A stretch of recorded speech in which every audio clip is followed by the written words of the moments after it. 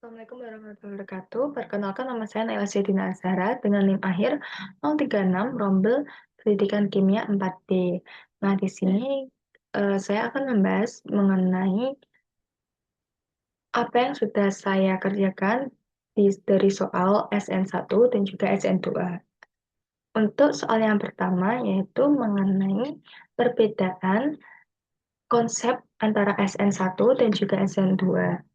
Dapat kita lihat di sini saya membuat tabel di tinjauan pertama yaitu mengenai jumlah tahap reaksi. Untuk SN1 itu terjadi dalam dua tahap.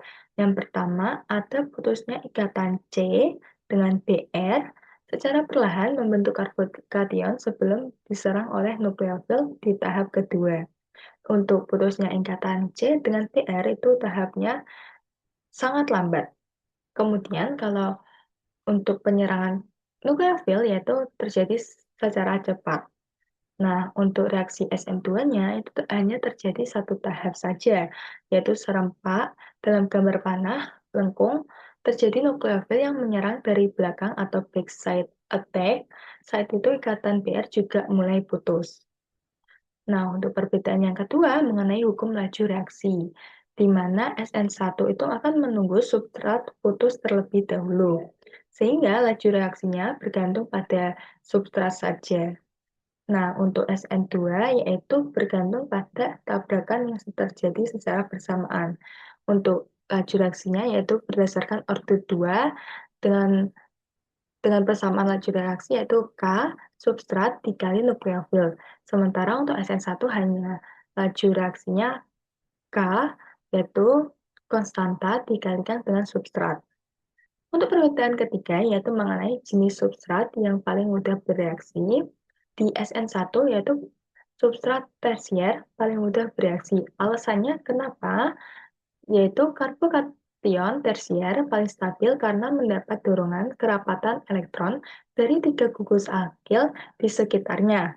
Sementara itu, untuk SN1 dia lebih menyukai substrat primer atau metil di mana eh, memiliki hambatan ruang yang sangat minim sehingga nukleofil itu bisa menyerang dengan mudah.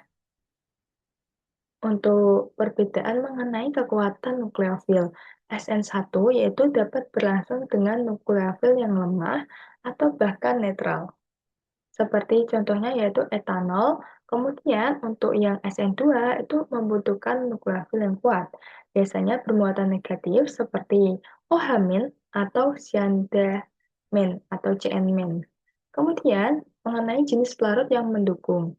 Nah, di sini jenis pelarutnya yaitu menggunakan polar aprotik, yaitu contohnya tadi air, metanol, etanol, itu disukai oleh SN1. Nah, untuk SN2 menyukai pelarut polar aprotik, yaitu contohnya aseton, DMSO. Kemudian, mengenai perbedaan kemungkinan terbentuknya karbokation. Nah, untuk SN1 ini sudah pasti tadi membentuk intermediate yang disebut karbokation. Sementara di SN2 itu tadi, itu kan terjadi secara berlangsung dan serempak. Terjadi hanya satu tahap saja, sehingga tidak ada pembentukan karbokationnya. Untuk perbedaan yang terakhir yaitu mengenai stereokimia produk yang dihasilkan. Nah, untuk SN1 nanti hasilnya ada stereokimia campuran trasemat, retensi, dan juga inversi. Karena nukleofil dapat menyerang dari arah depan atau belakang, sehingga terjadi perbandingan 50 banding 50. Nah, hasilnya itu merupakan dua campuran stereoisomer.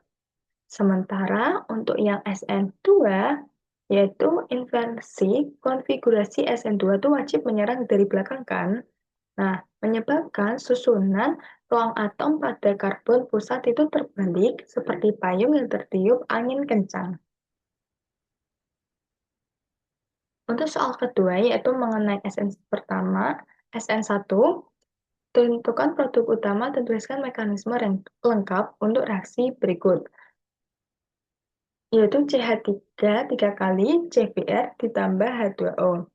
Di sini terdapat tiga mekanisme utama, yaitu pembentukan karbokation, serangan nukleofil, dan juga deprotonasi. Untuk pembentukan karbokation, yaitu tert-butyl bromida direaksikan dengan air. Mekanismenya yaitu ketika pembentukan karbokation ini, ion Br itu akan lepas, kemudian akan membentuk karbokation tersier yaitu CH3C+, yang paling stabil, dan molekul H2O yaitu menyerang karbokation. Di sini untuk serangan nukleofil, molekul H2O menyerang karbokation, dan juga molekul H2O lain sebagai basa mengambil H+ dari oksigen dan menghasilkan produk netral terbutil alkohol.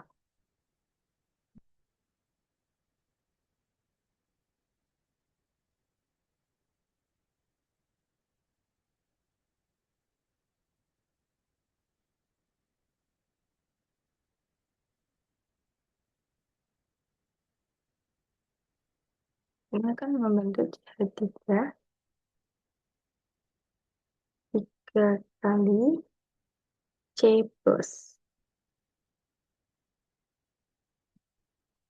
Dan ion Br lepas, kemudian diserang oleh H2O.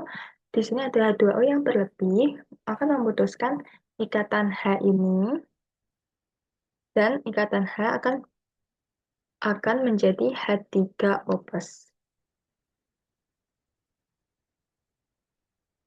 Oke, jadi untuk mekanismenya yaitu ada 3 tahap di SN1 itu. Selalu ada pembentukan karbokation, serangan nukleofil, dan deprotonasi.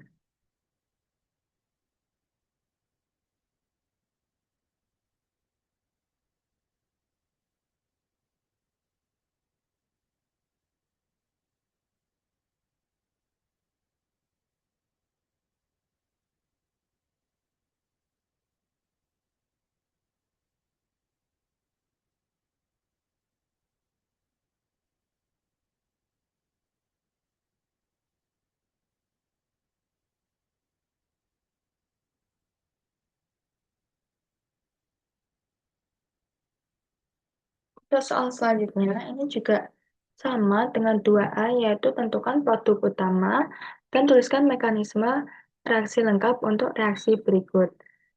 Nah, tadi kan ini masih SN1 dengan larut CH3OH atau kita sebut dengan metanol, mengalami 3 tahap, yaitu pembentukan karbokation, serangan nukleofil, dan juga deprotonasi, di mana di sini kan sebuah benzena. Nah, kenapa benzena itu bisa bereaksi di dalam SN1? Padahal biasanya benzena itu terjadi primer, sebuah primer.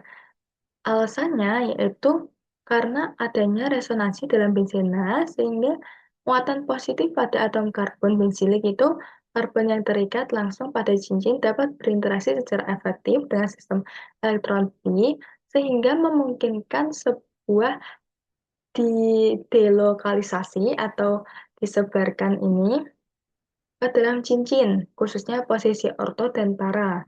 Karena muatan positif tersebut akan tersebar ke area yang lebih luas, sehingga intermediate itu akan menurun drastis dan akan menjadikan sangat stabil.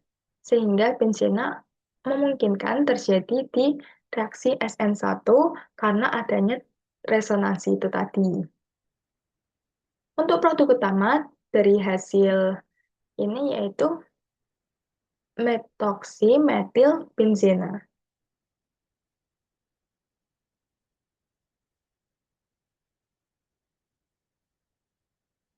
Nah, untuk soal selanjutnya yaitu mengenai urutan senyawa berikut dari paling mudah hingga paling sukar mengalami reaksi SN1 sertakan alasan singkat.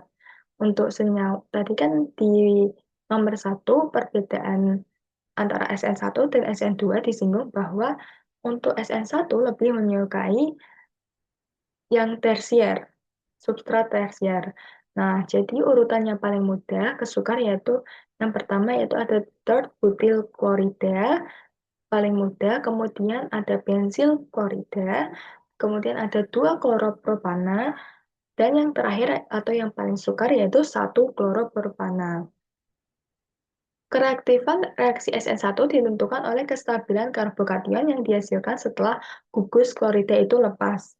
Jadi semakin stabil karbokationnya, semakin mudah terjadi reaksi. Untuk terbutil klorida alasannya yaitu membentuk karbokation tersier yang paling stabil karena mendapat dorongan elektron yang kuat dari 3 gugus metil di sekitarnya. Kemudian, urutan yang kedua yaitu bensil klorida, alasannya dengan membentuk karbokation bensilik seperti soal nomor 2B tadi, sebuah bensilik yang stabil karena muatan positifnya disebar melalui efek resonansi oleh cincin benzena. Nah, urutan yang ketiga yaitu ada posisi 2 kloropropana membentuk karbokation sekunder yang kurang stabil. Nah, di sini karbokation sekunder untuk reaksi SN1 itu sudah kurang stabil karena hanya dibantu oleh 2 gugus metil. Kemudian, urutan yang paling sukar yaitu ada 1 kloropropana karena membentuk karbokation primer yang paling tidak stabil dan sukar mengalami reaksi SN1. Kemudian, di sini untuk soal 2D yaitu suatu senyawa kiral 1 bromo, 1 feniletana direaksikan dengan etanol. Apakah produk utamanya, mekanisme paling mungkin yang terjadi, kemudian jelaskan bagaimana stereokimia produk itu dapat terbentuk. Apakah produk cenderung tunggal atau stereoisomer? Jelaskan. Nah, karena ini masih membahas tentang SN1, berarti kita akan mengalami 3 mekanisme atau 3 tahap, di mana ada pembentukan karbokation, ada serangan nukleofil, dan juga deprotonasi. Untuk pembentukan karbokation itu, ini nanti adalah ion Br nanti akan lepas, kemudian ketika serangan nukleofil nanti etanol akan menyerang, sehingga akan terjadi karbokation O+, H, C2H5, kemudian di sini adalah seharusnya deprotonasi.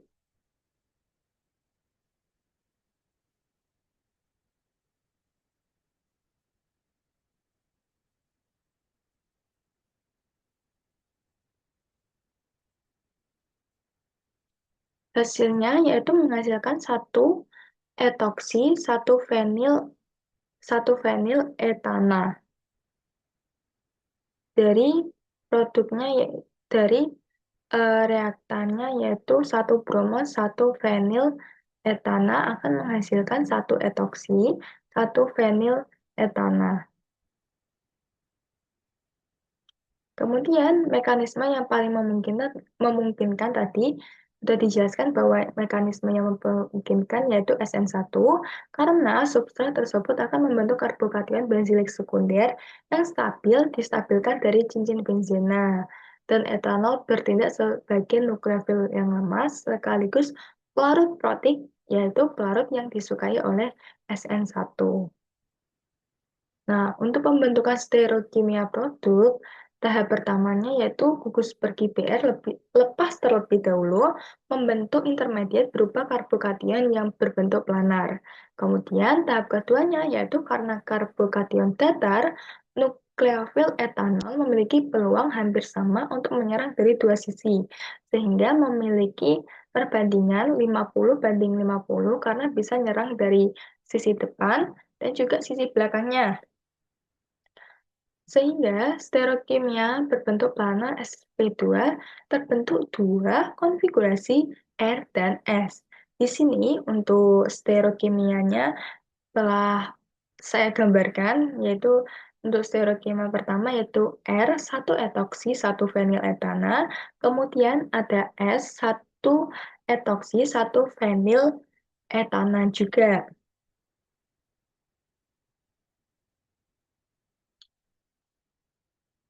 Untuk pertanyaan yang keempat yaitu, apakah produk cenderung tunggal atau stereoisomer?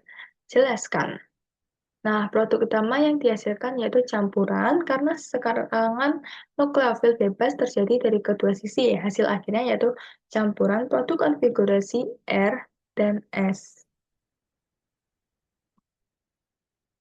Nah, untuk soal nomor 3 ini kita sudah memasuki soal SN2, di mana tentukan produk utama dan tuliskan mekanisme reaksi lengkap untuk reaksi berikut. Yang Pertanyaannya juga mengapa substrat tersebut dapat bereaksi cepat meskipun mengandung cincin benzena. Nah, cincin benzena ini juga bisa terjadi di reaksi SN2. Karena reaksi SN2 itu berjalannya satu tahap atau serempak, jadi ketika nukleofil menyerang, nanti gugus Br juga akan putus. Hasilnya seperti ini, dan nama produknya yaitu menghasilkan bensil cyanida. Mekanisme reaksi SN2 itu berlangsung satu tahap, seperti yang saya jelaskan tadi. Nukleofil CN- menyerang atom karbon benzelik dari arah belakang sini, backside. Kemudian saat ikatan CN mulai terbentuk, ikatan CBr juga terputus, gugus Br akan lepas sepenuhnya. Nah, meskipun substrat memiliki cincin benzena yang besar, reaksi SN2 itu akan tetap berjalan cepat karena atom karbon yang diserang adalah atom karbon yang primer. Letaknya di luar cincin, sehingga hambatan sterik dari arah belakang sangat minim untuk masuknya nukleofil. Kemudian, untuk soal 3B yaitu kita ada soal mengurutkan mana yang paling reaktif hingga sukar. Seperti tadi di SN1 juga ada soal mengurutkan seperti ini. Nah, urutan yang paling mudah hingga paling sukar mengalami reaksi SN2 yaitu pertama ada bromometana, kedua urutannya bromoetana, 3 2 bromopropana, 4 terbutil bromida. Ingat, untuk SN2 ini lebih menyukai yang primer. Reaksi SN2 mewajibkan nukleofil menyerang atom karbon pusat dari arah belakang. Oleh karena itu, kereaktifannya, kereaktif aktifnya bergantung pada hambatan steriknya. Nah, untuk bromometana atau metil ini alasannya paling mudah bereaksi karena atom karbonnya mengikat atom hidrogen kecil sehingga mudah diserang. Kemudian untuk bromoetana atau substrat primer yaitu bereaksi sedikit lambat ya karena ada satu gugus metil yang sedikit menghalangi jalannya masuk nukleofil. Kemudian kalau dua bromopropana itu nanti semakin sukar karena hambatan dua gugus metil. Nah, terbutil bromida paling sukar umumnya tidak bereaksi di SN2.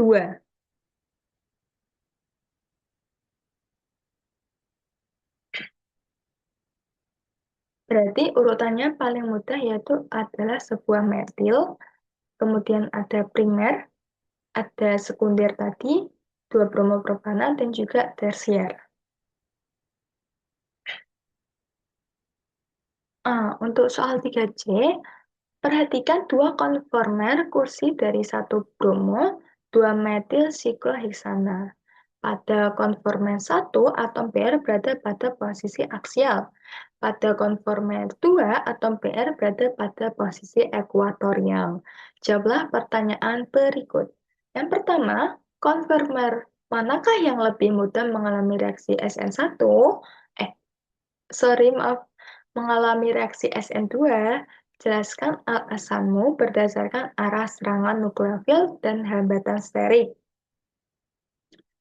Pertanyaan ketiga, jika Br digantikan OH melalui mekanisme SN2, jelaskan perubahan orientasi gugus karbon yang bereaksi. Baik, untuk gambarnya konformer 1 seperti ini. Untuk konformer 2 yaitu seperti ini. Oke, kita akan menjawab pertanyaannya. Konformer paling mudah bereaksi yaitu konformer yang BR atau konformer satu yaitu atom BR berada dalam posisi aksial, guys. Alasannya, di konformer satu ini gugus BR itu mengarah lurus ke bawah atau ke atas, tergantung arah belakangnya ada di sisi luar cincin. Jalur tersebut akan terbuka dan hambatan sterik dan minim hambatan sterik sehingga nukleofil akan masuk menyerang. Lebih mudah untuk menyerang. Kemudian untuk pada konformer 2 yaitu gugus BR mengarah ke samping luar, arah belakangnya mengarah ke dalam cincin. Jika nukleofil masuk ke dalam jalur ini, atom akan menabrak hidrogen. Jadi jika masuk ke arah sini berarti atomnya akan menabrak hidrogen, sementara konformer 1 lebih luas tempatnya. Kemudian, untuk perubahan orientasi gugus OH tadi, reaksi SN2 menyebabkan inversi konfigurasi, maka nukleofil OH yang masuk dari arah berlawanan akan berlabuh menempati posisi ekuatorial pada atom karbon yang bereaksi tersebut. Jadi kemungkinan nanti OH akan di sini.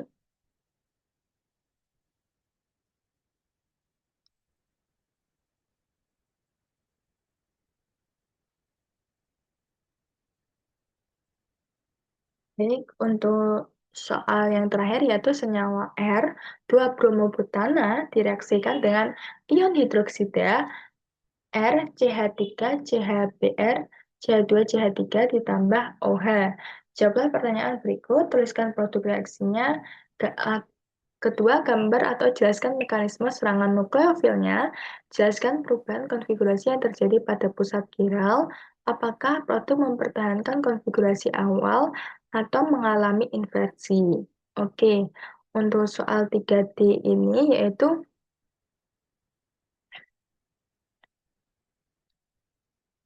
produk reaksinya seperti ini. Jadi dia dari R menjadi S, yaitu 2-bromobutana R diserang backside attack dari belakang menjadi S2-butanol. Nah, ion OH bertindak sebagai nukleofil kuat menyerang atom karbon kiral di C nomor 2. Sini.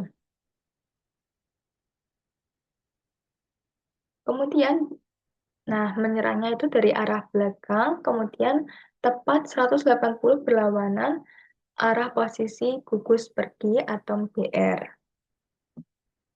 Jadi 180 dari sini.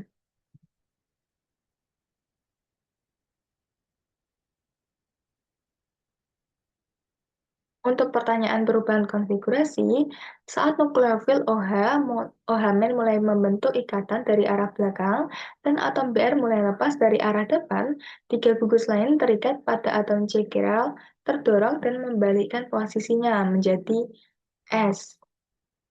Nah, produk mengalami inversi konfigurasi karena nukleofil wajib masuk dari sisi berlawanan dengan gugus pergi, susunan tata ruangnya menjadi terbalik. Jadi dari awalnya R menjadi S, sehingga dikenal dengan inversi Weldon, yaitu sebagai ciri khas reaksi SN2. Baik, sampai di sini pembahasan soal mengenai reaksi SN1 dan SN2. Izin membacakan kesimpulannya jika SN1 nanti mekanismenya ada dua tahap. Butuh karbokation yang stabil. Sebenarnya untuk SN1 ada tiga tahap tadi, pembentukan karbokation, serangan nukleofil, dan juga deprotonasi. Itu nanti membutuhkan karbokation stabil, artinya ada intermediate. Nah, substrat yang paling disukai yaitu ada tersier, kemudian benzilik tadi atau sebuah benzina, itu juga bisa terjadi di reaksi SN1 karena adanya resonansi. Kemudian untuk reaksi SN2 yaitu terjadi satu tahap serempak secara bersamaan, butuh ruang belakang kosong untuk menyerang secara backside attack.